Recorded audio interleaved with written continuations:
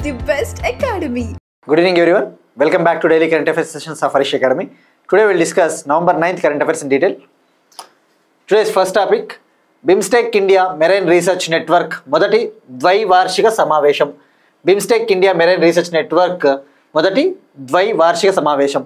First biennial conference of BIMSTEC India Marine Research Network Conference.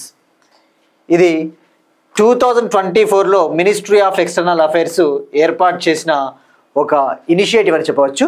BIMSTEC India marine research Network Conference 2024లో విదేశాంగ వ్యవహారాల మంత్రిత్వ శాఖ Ministry of External Affairs Government of India launch చేసింది. ఇప్పుడు తొలిసారిగా ఇది 2 ఏళ్లకు ఒకసారి జరిగే సమావేశము. ఫర్ ద ఫస్ట్ టైం ఈ కాన్ఫరెన్స్ కేరళలోని కొచ్చిలో జరిగింది. నవంబర్ 4th నుంచి నవంబర్ 6th వరకు కేరళలోని కొచ్చిలో జరిగింది. ఇక్కడ ఈ కాన్ఫరెన్స్ ముఖ్య ఉద్దేశము బ్లూ ఎకానమీని డెవలప్ చేయాలి. ఈ బే ఆఫ్ బెంగాల్ రీజియన్లో హిందూ మహాసముద్ర ప్రాంతంలో బ్లూ ఎకానమీ అంటే ఫిషరీస్ సెక్టారు, ఈ చేపల రంగాన్ని, మత్స్య రంగాన్ని అభివృద్ధి చేయాలని చెప్పేసి ఈ బిమ్స్టెక్ దేశాల మధ్య జరిగిన ఒక సమావేశం అని చెప్పవచ్చు. బిమ్స్టెక్ అంటే ఇక్కడ bay of Bengal initiative for multi sectoral technical and economic cooperation. Bay of Bengal initiative for multi sectoral and technical economic cooperation. ఏ విధంగా అయితే సార్క్, ఏషియాను అటువంటి అలయన్సెస్ కూటములు ఉన్నాయో ఇది కూడా ఒక ఇంటర్ గవర్నమెంటల్ ఆర్గనైజేషన్ బిమ్స్టెక్.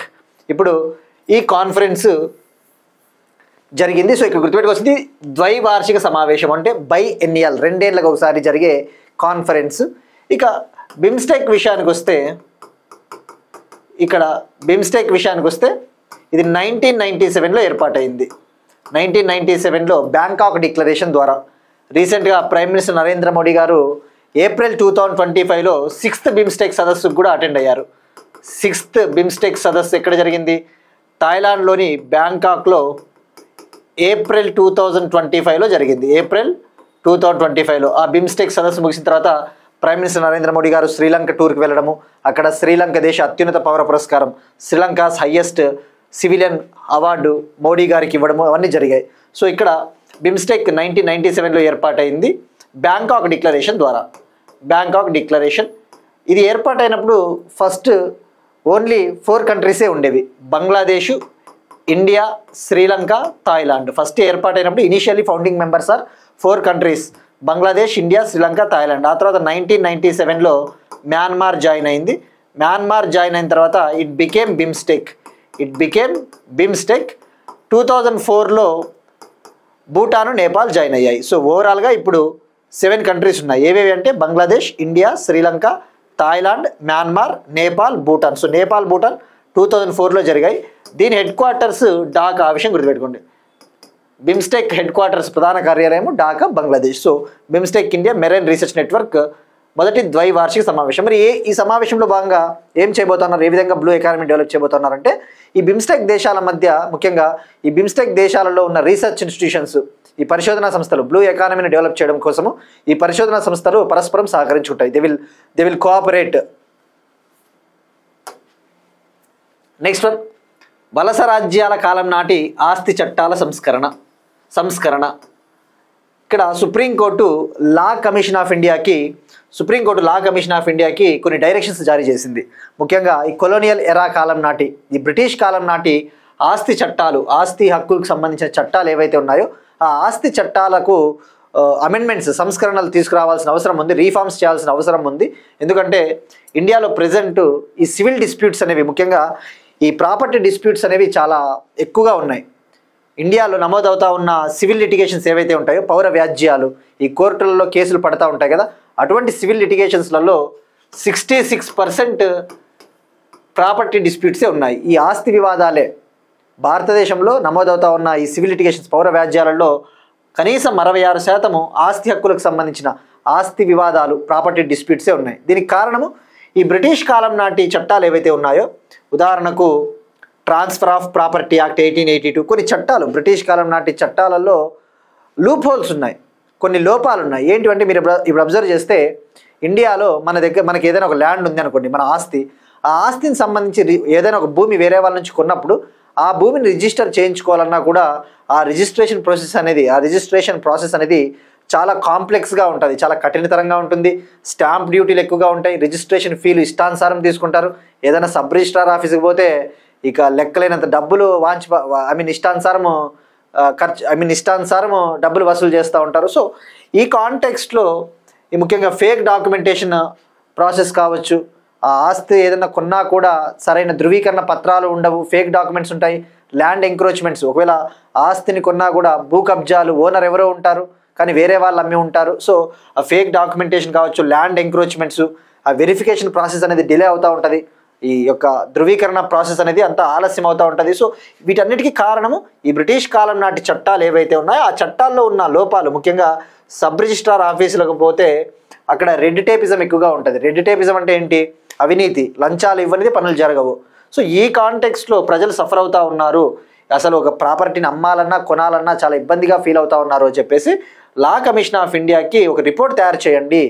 ముఖ్యంగా బ్రిటిష్ కాలం నాటి చట్టాలు ఏవైతే ఉన్నాయో, transfer of property act 1882, transfer of property act ఆస్తి బదలాయింపు చట్టం 1882 కావచ్చు, రిజిస్ట్రేషన్ యాక్ట్ 1908, అలానే స్టాంప్ యాక్ట్ 1899, స్టాంప్ యాక్ట్ 1899 ఇటువంటి చట్టాలను ప్రస్తుతం ఉన్న టెక్నాలజీని ఉపయోగించి రీఫార్మ్ చేయండి, సంస్కరించండి, ఆధునీకరించండి అని చెప్పేసి లా కమిషన్ ఆఫ్ ఇండియాకి చెప్పింది.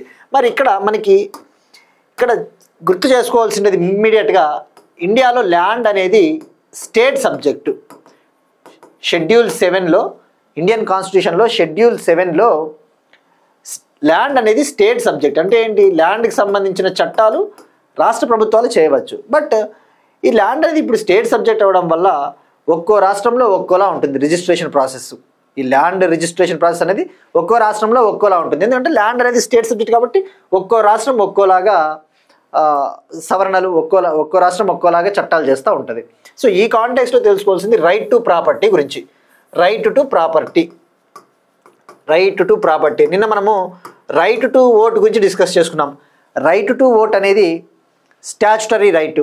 రైట్ టు ఓట్ అనేది స్టాచ్యుటరీ రైట్, చట్టబద్ధమైన హక్కు అని చెప్పేసి. సో ఇప్పుడు రైట్ టు ప్రాపర్టీ గురించి డిస్కస్ చేసుకోవాలి. అసలు రైట్ టు ప్రాపర్టీ అనేది ఒరిజినల్గా మన కాన్స్టిట్యూషన్ ఆఫ్ ఇండియాలో ఇది ఫండమెంటల్ రైట్. పార్ట్ 3లో, మన ఇండియన్ కాన్స్టిట్యూషన్లోని పార్ట్ 3లో ఆర్టికల్ 31 కింద ఇది ఒకప్పుడు ఫండమెంటల్ రైట్, ఆస్తి హక్కు అనేది. అయితే భారతదేశంలో ముఖ్యంగా స్వాతంత్రం వచ్చిన తర్వాత ఈ ల్యాండ్ రిఫార్మ్స్ తీసుకురావాలి, భూ సంస్కరణలు. ఎందుకంటే జమీందారులు, పెట్టుబడిదారుల మధ్య 100 ఎకరాల భూములు ఉన్నాయి. సామాన్య పేద ప్రజలకు అసలు భూములు లేవు వాళ్ళు వ్యవసాయం చేసుకోవడానికి చెప్పేసి 1950స్లో భూ సంస్కరణలు అమలు అవ్వడం మొదలుపెట్టాయి. భూ సంస్కరణలు స్టార్ట్ అయ్యాయి. ఈ భూ సంస్కరణలు ఎక్కడ మొదలయ్యే విధంగా చెప్పాలంటే తెలంగాణలోని భూదాన్ పోచంపల్లిలో వినోబా భావే గారు చేపట్టిన భూ సంస్కరణల ఉద్యమం అని చెప్పవచ్చు. సో ఈ కాంటెక్స్ట్లో ఎప్పుడైతే ఈ పెట్టుబడిదారులు, జమీందారుల దగ్గర ఎక్కువగా 100 ఎకరాల భూములు ఉన్నాయి, ఈ సోషలిజం ప్రిన్సిపల్స్కి ఇది వ్యతిరేకము, ఈ సామాజిక న్యాయానికి ఇది వ్యతిరేకము, ఒకరి దగ్గర ఇంత ఆస్తి ఉండడం కరెక్ట్ కాదని చెప్పేసి ఈ రైట్ టు ప్రాపర్టీని ఏం చేశారు అంటే 1978లో 44th కాన్స్టిట్యూషనల్ అమెండ్మెంట్ యాక్ట్ ఏదైతే ఉందో 1978లో 44th కాన్స్టిట్యూషనల్ అమెండ్మెంట్ యాక్ట్ ద్వారా దీన్ని పార్ట్ 3 నుంచి తొలగించారు. పార్ట్ 3 నుంచి తొలగించి దీన్ని ఒక లీగల్ రైట్గా చేశారు. ఈ 1978లో 44th constitutional amendment act article 31ని రద్దు చేసింది. ఆర్టికల్ 31ని రిపీల్ చేసి ఆర్టికల్ 300Aని కాన్స్టిట్యూషన్లో చేర్చింది. సో ఇక్కడ గుర్తుపెట్టుకోవాల్సింది, రైట్ టు ప్రాపర్టీ అనేది ఒరిజినల్గా పార్ట్ 3లో ఫండమెంటల్ రైట్, ప్రాథమిక హక్కు. కానీ ప్రాథమిక హక్కు ఎలా ఉండేది? ఆర్టికల్ 31 రూపంలో ఉండేది. కానీ 1978లో 44th కాన్స్టిట్యూషనల్ అమెండ్మెంట్ యాక్ట్ ద్వారా ఆ ఆర్టికల్ 31ని రద్దు చేసి దీనికి కల్పించిన ప్రాథమిక హక్కు, ఫండమెంటల్ రైట్ స్టేటస్, హోదాను రద్దు చేసి ఆర్టికల్ 300Aని కాన్స్టిట్యూషన్లో యాడ్ చేసి దాన్ని లీగల్ రైట్గా చేయడం జరిగింది. మరి ఇప్పుడు మనం తెలుసుకోవాల్సింది ఫండమెంటల్ రైట్కి, లీగల్ రైట్కి. ఫండమెంటల్ రైట్గా తొలగించి దీన్ని లీగల్ రైట్గా చేయడం వల్ల అడ్వాంటేజ్, లాభాలు ఏముంటాయి? ఎప్పుడైతే నువ్వు ఫండమెంటల్ రైట్ అనుకో, ఫర్ ఎగ్జాంపుల్ ఆస్తి హక్కు అనేది నాకు ప్రాథమిక హక్కు ఉంది అనుకుందాం. నాకు 50 ఎకరాల భూమి ఉంది, 100 ఎకరాల భూమి ఉంది. ప్రభుత్వం ఏం చేయాలనుకుంటుంది? నా 100 ఎకరాల భూమిని కొద్దిగా తీసేసుకొని పేదలకు పంచాలి అనుకుంటా ఉంది సామాజిక న్యాయంలో భాగంగా. ఒకవేళ అది కనుక నా ఆస్తి హక్కు అనేది కనుక ప్రాథమిక హక్కు అయింది అనుకోండి, ఫండమెంటల్ రైటు, నా భూమిని లాక్కోవడానికి లేదు ప్రభుత్వానికి. ఒకవేళ లాక్కురింది అనుకో, నేనేం చేస్తాను? నా ప్రాథమిక హక్కు ఏదైతే ఉందో, ఆస్తి హక్కు అనేది ప్రాథమిక హక్కు కాబట్టి నా హక్కు ఉల్లంఘించబడింది కాబట్టి ఉల్లంఘించబడింది అని చెప్పేసి నేను డైరెక్ట్గా సుప్రీంకోర్టుకి వెళ్ళిపోతా. ఆర్టికల్ 32ని ఉపయోగించుకొని సుప్రీంకోర్టుకి వెళ్ళిపోతాను. ఆర్టికల్ 32 ఏం చెప్తుంది? సుప్రీంకోర్టుకి ఎవరు వెళ్ళవచ్చు? ఎవరి ప్రాథమిక హక్కులు అయితే ఉల్లంఘించబడతాయో, నా ప్రాథమిక హక్కులు ఉల్లంఘించబడినాయి, నాకు న్యాయం చేయండి అని చెప్పేసి డైరెక్ట్గా సుప్రీంకోర్టుకి వెళ్ళిపోవచ్చు ఆర్టికల్ 32 కింద. కానీ ఇప్పుడు అవకాశం లేదు రైట్ టు ప్రాపర్టీకి, ఎందుకంటే దాన్ని ప్రాథమిక హక్కుగా తొలగించేసినారు, లీగల్ రైట్గా చేశారు. సో ఇప్పుడు నా ఆస్తి హక్కుకు భంగం కలిగింది అని చెప్పేసి నేను డైరెక్ట్గా సుప్రీంకోర్టుకి పోవడానికి లేదు అసలు. ఎందుకంటే now it's not a fundamental right. గుర్తుపెట్టుకోండి, article 32 deals only when violation of fundamental rights happened. ప్రాథమిక హక్కులు ఉల్లంఘించినప్పుడు మాత్రమే ఆర్టికల్ 32 కింద వాటిని రీస్టోర్ చేస్తుంది సుప్రీంకోర్టు. సో ఇప్పుడు దీన్ని లీగల్ రైట్గా చేశారు ఆర్టికల్ 300A. ఆర్టికల్ 300A ఏం చెప్తుందంటే, ఎవరి భూమినైనా ఎవరి ప్రైవేట్ ప్రాపర్టీనైనా ప్రభుత్వం స్వాధీనం చేసుకోవాలి అనుకుంటే ఒక చట్టబద్ధంగా పోవాలి. ఇష్టానుసారము ఆర్బిట్రరీ మేనర్లో ప్రభుత్వం ఇష్టానుసారము ఒకరి ప్రైవేట్ ప్రాపర్టీని లాక్కోవడానికి లేదు. ఒకరి ప్రైవేట్ ప్రాపర్టీని నువ్వు తీసుకోవాలి అనుకున్న ప్రభుత్వము ఒక లీగల్ ప్రొసీజర్, ఒక చట్టబద్ధంగా ఒక లీగల్గా ఫాలో అవ్వాలి, ప్రొసీజర్ ఫాలో అవ్వాలి. ఆ లీగల్గా ఫాలో అవ్వాలి, అతనికి అవసరమైన కాంపెన్సేషన్, నష్టపరిహారం కూడా ఇవ్వాల్సి ఉంటుంది. అది legal right. So article 300A says that no person shall be deprived of his property save by the authority of లా.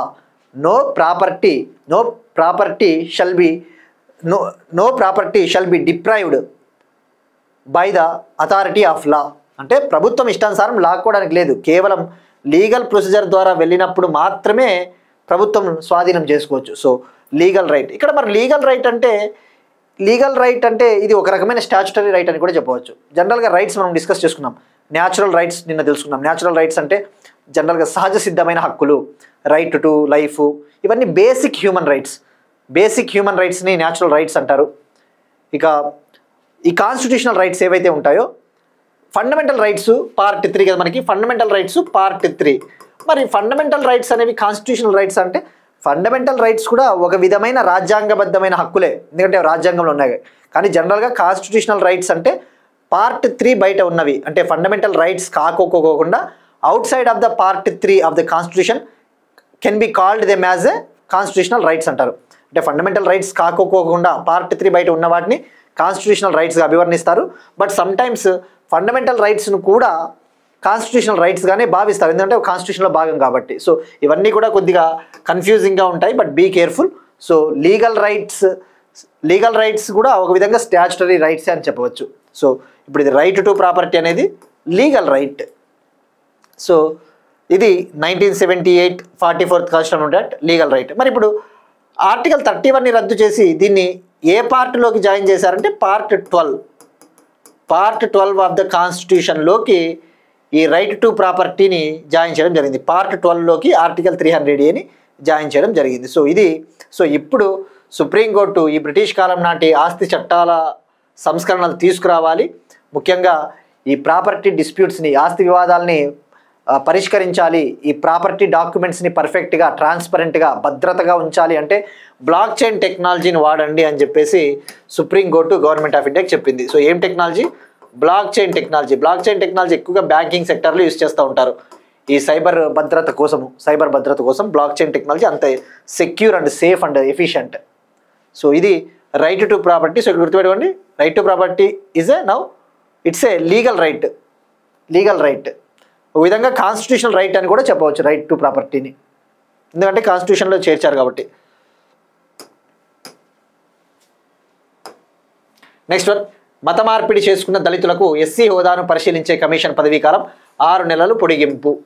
ఇండియాలో ఎవరైతే షెడ్యూల్డ్ క్యాస్ట్స్ దళితులు ఉంటారో, దళితులు మతం మార్పిడి చేసుకుని ఉంటారు, కొంతమంది కన్వర్ట్ అయి ఉంటారు.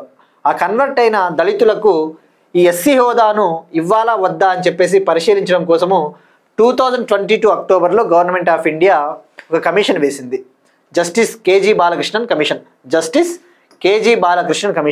ఈ కేజీ బాలకృష్ణన్ అనే ఆయన సుప్రీంకోర్టు మాజీ ప్రధాన న్యాయమూర్తి, former chief justice of India. ఈయన నేతృత్వంలో 2022లో కమిషన్స్ ఆఫ్ ఎంక్వైరీ యాక్ట్ 1952 కింద ఈ కమిషన్ వేయడం జరిగింది. అయితే యాక్చువల్లీ ఈ రిపోర్ట్ని టైంకి ఇవ్వాల్సి ఉండేది, బట్ ఈ రిపోర్ట్ ఇవ్వడానికి ఇంకా టైం పడుతుంది అనేసరికి మరో 6 months ఎక్స్టెండ్ చేయడం జరిగింది. 2026 April 10 వరకు దీని పదవీ కాలాన్ని పెంచడం జరిగింది. సో మరి ఎవరికి ఈ కమిషన్ ముఖ్య బాధ్యత ఏంటంటే, ఇండియాలో ఎవరైతే దళితులు ఉంటారో ఎస్సీలు, హిందూయిజము సిక్కిజము బుద్ధిజం కాకోకుండా వేరే మతాలకు కన్వర్ట్ అయి ఉంటారో వాళ్లకు ఎస్సీ స్టేటస్ వస్తుందా రాదా, షెడ్యూల్డ్ క్యాస్ట్ స్టేటస్ వస్తుందా రాదా అని చెప్పేసి పరిశీలించమని ఆ కమిషన్ వేయడం జరిగింది. నెక్స్ట్ వన్, కేరళ మొదటి టైమ్ బ్యాంక్ని లాంచ్ చేసింది. Kerala introduces states first time bank. Kerala రాష్ట్రము తన మొదటి టైమ్ బ్యాంక్ని లాంచ్ చేసింది. ఇక టైమ్ బ్యాంక్ అంటే ఏంటి, జనరల్గా మనము ఏదైనా ఎక్స్చేంజ్ కోసం కరెన్సీని యూస్ చేస్తూ ఉంటాం. బట్ ఇక టైమ్ బ్యాంక్ కాన్సెప్ట్లో భాగంగా ఎవరైతే వాలంటీర్స్ కేరళలో ఎవరైతే స్వచ్ఛందంగా సీనియర్ సిటిజన్స్కి సర్వీసెస్ అందించాలి అనుకుంటారో, సేవలు చేయాలి అనుకుంటారో, వృద్ధులకి ముసలి వాళ్ళు సేవలు చేయవచ్చు. ఈ టైమ్ బ్యాంక్ అనేది ఒక వెబ్సైట్ ద్వారా ఆపరేట్ అవుతుంది. ఒక వెబ్సైట్ ద్వారా ఎవరైతే సర్వీసెస్ చేయాలనుకుంటారో ఆ వాలంటీర్స్ రిజిస్టర్ చేసుకోవచ్చు. ఈ వాలంటీర్స్ యొక్క డీటెయిల్స్ని కూడా కేరళ గవర్నమెంట్ పరిశీలిస్తుంది. అంటే వాళ్ళ ట్రాక్ రికార్డ్ ఎలా ఉంది, వాళ్ళు మంచి వాళ్ళకి ఏమైనా క్రైమ్ హిస్టరీ ఉందా, అటువంటివన్నీ. సో వాళ్ళని వెరిఫై చేసి సర్టిఫై చేసిన తర్వాత వాలంటీర్స్ ఎవరైతే ఉంటారో వాళ్ళు వృద్ధులకి సర్వీసెస్ చేసినట్లయితే వాళ్ళకి టైం క్రెడిట్స్ వస్తాయి. ఆ క్రెడిట్స్ వచ్చినప్పుడు వాళ్ళు ఆ క్రెడిట్స్ని ఉపయోగించుకొని యువత, ముఖ్యంగా ఎవరికైనా అప్పుడు ఆ యువతకి అవసరమైనప్పుడు ఆ టైం క్రెడిట్స్ హెల్ప్ అవుతాయి. అంటే వాళ్ళకి సేవ చేసినందుకు గాను మనీ ఇవ్వరు, కానీ టైం క్రెడిట్స్ ఇస్తారు. వాళ్ళకి ఏదైనా అవసరమైనప్పుడు, ఏదైనా సపోర్ట్ కావాలన్నప్పుడు ఆ టైం క్రెడిట్స్ హెల్ప్ అవుతాయి. ఇప్పుడు కేరళలోని కొట్టాయం డిస్టిక్లోని ఎలిక్కులం పంచాయత్ దీన్ని లాంచ్ చేసింది. సో ఇక కేరళ అంటేనే సీనియర్ సిటిజన్స్ కోసము ఒక కమిషన్ని ఏర్పాటు చేసిన ఫస్ట్ స్టేట్ ఇన్ ఇండియా. ఇక అలానే భారతదేశంలో వృద్ధ జనాభా ఎక్కువగా ఉన్న రాష్ట్రము Kerala. Next one, tropical forests forever facility. భారతదేశము ట్రోపికల్ ఫారెస్ట్స్ ఫరెవర్ ఫెసిలిటీలో అబ్జర్వర్ కంట్రీగా జాయిన్ అయింది. అబ్జర్వర్ కంట్రీ అంటే పరిశీలకుడి హోదా అని చెప్పవచ్చు. ఇక్కడ ట్రోపికల్ ఫారెస్ట్స్ ఫరెవర్ ఫెసిలిటీ ఇప్పుడు ఈ మంత్లో బ్రెజిల్లోని బెలెంలో COP30 సదస్సు జరగబోతోంది. COP 30th సదస్సు. ఇప్పుడు బ్రెజిల్ ఈ ట్రోపికల్ ఫారెస్ట్లని కాపాడాలి. ట్రోపికల్ ఫారెస్ట్లు అంటే ఏంటి, ఉష్ణమండల దేశాల్లో ఉండే ట్రోపికల్ ఫారెస్ట్లు, ఈ అడవుల్ని కాపాడాలి అని చెప్పేసి ఒక ఇనిషియేటివ్ని, ఒక ప్రోగ్రామ్ని లాంచ్ చేసింది, ట్రోపికల్ ఫారెస్ట్స్ ఫరెవర్ ఫెసిలిటీ. ఇందులో భాగంగా ఒక ఫండ్ను కూడా ఏర్పాటు చేయబోతా ఉన్నారు. ట్రోపికల్ ఫారెస్ట్ ఇన్వెస్ట్మెంట్ ఫండ్ పేరిట ట్రోపికల్ ఫారెస్ట్ ఇన్వెస్ట్మెంట్ ఫండ్. ఈ ఫండ్లో భాగంగా ఈ ట్రోపికల్ కంట్రీస్ ఏవైతే ఉంటాయో, ఇండియా, బ్రెజిల్, ఇటువంటి కంట్రీలు, ఈ కంట్రీల కోసము, ఈ కంట్రీలలో ట్రోపికల్ ఫారెస్ట్లు, ఈ ట్రోపికల్ అడవులను సంరక్షించడం కోసము పబ్లిక్ ప్రైవేట్ ఇన్వెస్ట్మెంట్ల ద్వారా $125 billion సమీకరించాలి. It aims to mobilise around $125 billion through public and private sector investments for the protection and conservation of tropical forests. So India joined as an observer country in this initiative which is Brazil led initiative. ఇది Brazil ఆధ్వర్యంలో launch చేసిన ఒక programme అనమాట. So ఇటీవల మనం discuss చేసుకున్నాం, ఇటీవల FAO ఈ food and agriculture organisation release చేసిన గ్లోబల్ ఫారెస్ట్ రిసోర్సెస్ అసెస్మెంట్లో ఇండియా టోటల్ ఫారెస్ట్ కవర్ పరంగా చూస్తే, మొత్తం అటవీ విస్తీర్ణ పరంగా చూస్తే ఇండియా ప్రపంచంలో 9th ప్లేస్లో ఉంది. According to the FAO's global forest resource assessment report, India is at 9th place in terms of total forest cover, and also India is at 3rd place in terms of annual forest gain. ఈ సంవత్సరాల వారీగా ఈ forest gain విషయంలో, అడవుల వృద్ధి విషయంలో, ఈ forest gain విషయంలో ఇండియా 3rd ప్లేస్లో ఉంది. Next one, India's best selling drug in October 2025. October 2025లో భారతదేశంలో అత్యధికంగా అమ్ముడుపోయిన డ్రగ్ మౌంజరో అనే డ్రగ్. ఇది ఒక ఇంజెక్షను. ఇండియాలో ఒబెసిటీ, డయాబెటీస్, ఈ టైప్ 2 డయాబెటీస్ షుగర్ వ్యాధి ఎవరికైతే ఉంటారో, ఎక్కువగా ఒబెసిటీ ఊబకాయం ఎవరైతే ఉంటారో వాళ్లకు ఈ ఇంజెక్షన్ని ఇవ్వడం జరుగుతుంది. ఈ అక్టోబర్ 2025లో సుమారుగా 100 కోట్ల విలువైన అమ్మకాలు జరిగాయి. 100 కోట్ల విలువైన ఈ డ్రగ్ పేరు మౌంజరో. సో ఇక్కడ గుర్తుపెట్టుకోవాల్సింది, ఇది ఇంజెక్షన్, ఇది ట్యాబ్లెట్ కాదు, ఇది ఒక ఇంజెక్షన్ వేసుకున్నట్టయితే ఆ ఒబెసిటీని, ఆ ఊబకాయాన్ని, ఆ డయాబెటీస్ని కంట్రోల్ చేయవచ్చు. దీన్ని ఇండియాలో మార్చ్ 2025లో ఇంట్రొడ్యూస్ చేశారు మార్చ్ 2025లో. So India's first diabetes management drug అని చెప్పవచ్చు. సో దీన్ని డెవలప్ చేసిన కంపెనీ వచ్చేసి ఎలీ లిల్లీ, అమెరికాకు చెందిన ఎలీ లిల్లీ అనే కంపెనీ. ఈ మౌంజరో అనే ఇంజెక్షన్లో టిర్జెపటైడ్ అనే ఒక మూలకం ఉంటుంది. ఆ టిర్జెపటైడ్ అనేది ఆ డయాబెటీస్ని కంట్రోల్ చేయడానికి హెల్ప్ చేస్తుంది. So Mounjaro, Eli Lilly. Next one, UN water కన్వెన్షన్లో బంగ్లాదేశ్ జాయిన్ అయింది. యునైటెడ్ నేషన్స్ వాటర్ కన్వెన్షన్లో జాయిన్ అయిన మొదటి సౌత్ ఏషియన్ కంట్రీగా బంగ్లాదేశ్ రికార్డు సృష్టించింది. Bangladesh becomes first south Asian country to join UN water convention. ఇది 1992లో హెల్సింకీలో దీన్ని తీసుకురావడం జరిగింది. 1992లో హెల్సింకీలో, 1996లో అమల్లోకి వచ్చింది. It came in to effect in 1996. దీని ముఖ్య ఉద్దేశము ప్రపంచ దేశాల మధ్య వాటర్ డిస్ప్యూట్స్, ఈ జల వివాదాలు లేకుండా చూడాలి, పీస్ఫుల్గా పరిష్కరించాలి అన్నదే ముఖ్య ఉద్దేశం. యుఎన్ వాటర్ కన్వెన్షన్ అనేది గుర్తుపెట్టుకోండి, 1992లో తీసుకొని వచ్చారు. 1996లో ఇది legally binding in the sense ఇది తప్పకుండా చట్టబద్ధమైనది. ఈ కన్వెన్షన్లో జాయిన్ అయినట్టయితే అది ఆ దేశం తప్పకుండా పాటించి తీరాల్సిన ఒక ఒప్పందము. దీన్నే convention on the protection and use of transboundary watercourses and international lakes అంటారు. Convention on the protection and use of transboundary watercourses and international lakes అంటారు. So UN water convention. ఇప్పుడు question చూద్దాం. భారతదేశంలో 94వ Ramsar site ఏది? India's 94th Ramsar site ఏది? దీన్ని try చేయండి. ఇక్కడ నేను అడిగిన క్వశ్చన్ ప్రాజెక్ట్ చీతా. దీన్ని 2022లో లాంచ్ చేశారు minister of environment.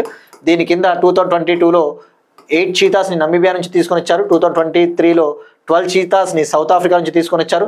Now Botswana నుంచి మరో 8 చీతాలను తీసుకొని రాబోతూ ఉన్నారు.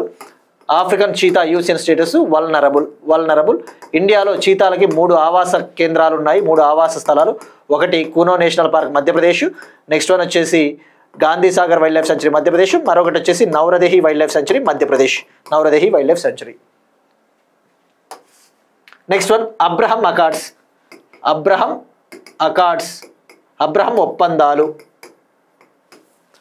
ఒప్పందాల్లో జాయిన్ అవుతా ఉన్నట్టు సెంట్రల్ ఏషియన్ కంట్రీ కజకిస్తాన్ ప్రకటించింది. అబ్రహం ఒప్పందాలలో జాయిన్ అవబోతా ఉన్నట్టు కజకిస్తాన్ దేశం ప్రకటించింది. Abraham accords, Kazakhstan is going to join Abraham accords. ఇక్కడ అబ్రహం అకార్డ్స్ ఏంటివి? ఇజ్రాయెల్కి అరబ్ దేశాలకి మధ్య శాంతిని కల్పించడం కోసం, ఇజ్రాయెల్కి అరబ్ దేశాలకి మధ్య రిలేషన్స్ని, ఈ సంబంధాలను పునరుద్ధరించడం కోసము, to normalise the ties between Israel and Arab nations, ఈ అబ్రహం అకార్డ్స్ని 2020లో తీసుకుని రావడం జరిగింది. 2020 సంవత్సరంలో అమెరికా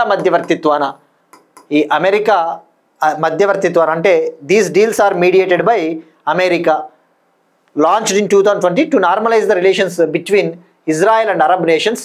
సో మరి దీని ముఖ్య ఉద్దేశం అబ్రహం అకార్డ్స్ ముఖ్య ఉద్దేశం ఏంటి? ఇందాక చెప్పినట్టు ఈ అరబ్ దేశాలకి ఇజ్రాయెల్కి మధ్య సంబంధాలను పునరుద్ధరింపజేయాలి. ఇక్కడ అబ్రహం అంటే మరి ఎందుకు అబ్రహం పేరు పెట్టారంటే, ఇజ్రాయలీలు జ్యూస్ మతస్థులు, జ్యూస్ ప్రజలు.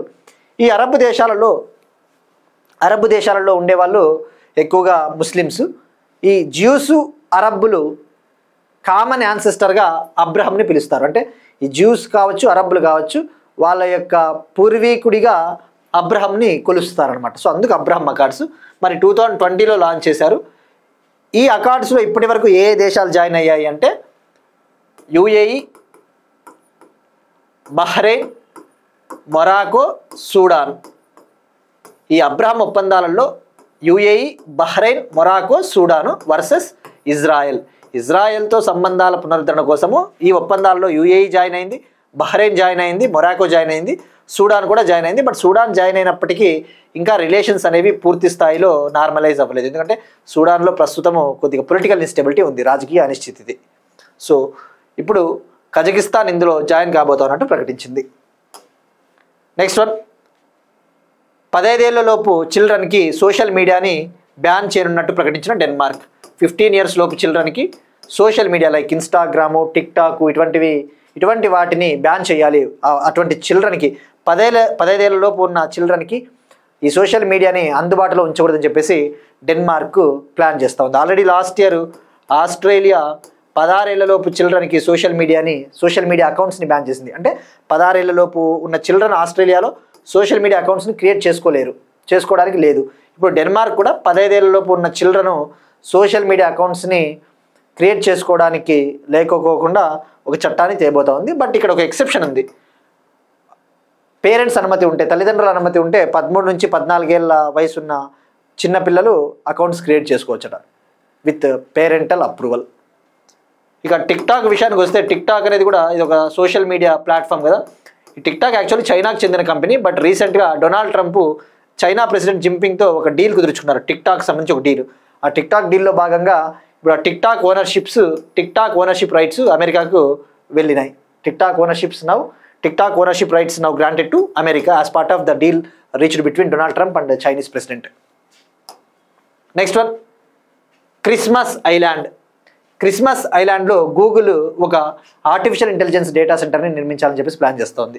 క్రిస్మస్ ఐలాండ్లో గూగుల్ సంస్థ ఒక ఆర్టిఫిషియల్ ఇంటెలిజెన్స్ డేటా సెంటర్ని నిర్మించాలని చెప్పేసి ప్లాన్ చేస్తోంది. ఇక్కడ క్రిస్మస్ ఐలాండ్ అనేది ఆస్ట్రేలియాకు చెందిన ఒక టెరిటరీ అని చెప్పవచ్చు.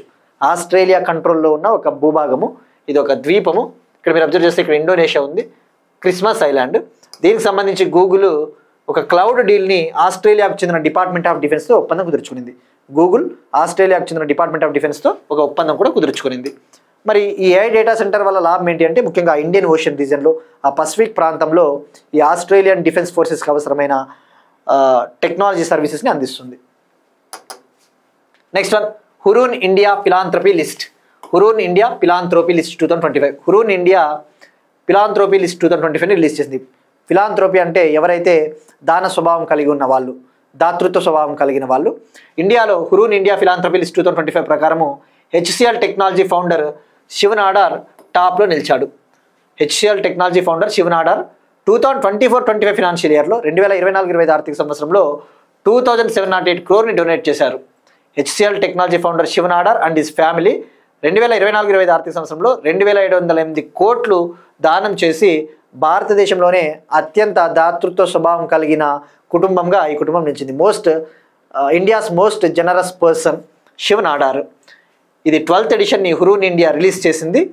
మరి సెకండ్ ప్లేస్లో Mukesh Ambani and his family ఉంది. ముఖేష్ అంబానీ 626 crore డొనేట్ చేసింది, దానంగా ఇచ్చింది. థర్డ్ ప్లేస్లో బజాజ్ గ్రూప్ ఉంది. ఇక సిఎస్ఆర్ స్పెండింగ్ విషయానికి వస్తే, సిఎస్ఆర్ అంటే కార్పొరేట్ సోషల్ రెస్పాన్సిబిలిటీ. ఈ కార్పొరేట్ సోషల్ రెస్పాన్సిబిలిటీలో భాగంగా కొన్ని కంపెనీలు ఏం చేస్తాయంటే తమ ఫండ్స్ని కొన్ని అభివృద్ధి పనుల కోసము ఖర్చు పెడతా ఉంటాయి. అదొక బాధ్యతగా. ఆ సిఎస్ఆర్ స్పెండింగ్లో ముఖేష్ అంబానీ టాప్లో ఉన్నాడు. ముఖేష్ అంబానీ 1309 crore 1309 కోట్లు ఖర్చు చేశారు 2024-25 ఆర్థిక సంవత్సరంలో. నెక్స్ట్ వన్, గెయిల్ సిఎండిగా Deepak Gupta. GAIL gas authority of India limited ప్రభుత్వ రంగ సంస్థ, దీనికి చైర్మన్ కమ్ మేనేజింగ్ డైరెక్టర్గా దీపక్ గుప్తా గారు ఖరారయ్యారు. దీనికి సంబంధించి పబ్లిక్ ఎంటర్ప్రైజెస్ సెలక్షన్ బోర్డు సిఫారసు చేసింది. సో ప్రస్తుతం గెయిల్ సిఎండిగా ఉన్న సందీప్ కుమార్ గుప్తా 2026 February 28న రిటైర్ అయిపోతా ఉన్నారు. నెక్స్ట్ దీపక్ గుప్తా సిఎండిగా రాబోతా ఉన్నారు. నెక్స్ట్ వన్, సాధారణ ఆర్చర్లతో కలిసి ఆసియా కప్ 2025కు ఎంపికైన తొలి భారత పారా ఆర్చర్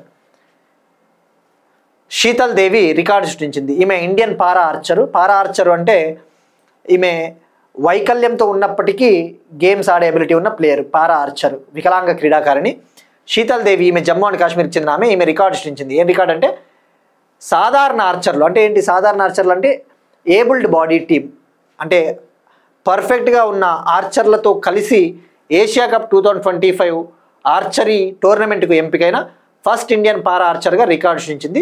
ఈ ఆసియా కప్ 2025 ఆర్చరీ టోర్నమెంటు జడ్డాలో జరగబోతోంది, సౌదీ అరేబియా. నెక్స్ట్ వన్, భారతదేశపు 91వ chess grand master, India's 91st chess grand మాస్టర్గా చెన్నైకు చెందిన తమిళనాడుకు చెందిన రాహుల్ విఎస్ నిలిచాడు. ఇండియాస్ 91st గ్రాండ్ మాస్టర్గా రాహుల్ విఎస్. ఈ రాహుల్ విఎస్ ఫిలిప్పీన్స్లో జరిగిన 6th Asian individual chess championship టైటిల్ని గెలుపొందాడు. ఫిలిప్పీన్స్లో జరిగిన 6th ఏషియన్ ఇండివిజువల్ ఛాంపియన్షిప్ టైటిల్ని గెలుపొంది 91వ చెస్ గ్రాండ్ మాస్టర్గా అవతరించాడు. ఇవి ఇవాల్టి కరెంట్ అఫైర్స్. మనం ఒకసారి క్విక్గా రికాప్ చూద్దాం. BIMSTEC India marine research network మొదటి ద్వైవార్షిక సమావేశం, ఆస్తి హక్కులకు సంబంధించిన చట్టాలు, justice KG Balakrishna commission, time bank Kerala, tropical forests for ever facility, Mounjaro drug, UN water convention, Abraham accords, 15 ఏళ్లలోపు చిల్డ్రన్కు సోషల్ మీడియాను బ్యాన్ చేయనున్న Denmark, Christmas island, Hurun India philanthropy list 2025, GAIL సిఎండిగా దీపక్ గుప్తా, శీతల్ దేవి రికార్డ్, భారతదేశం 91వ చెస్ గ్రాండ్ మాస్టర్గా Rahul VS. That's it. These are today's current affairs. Will meet you next time and thank you everyone.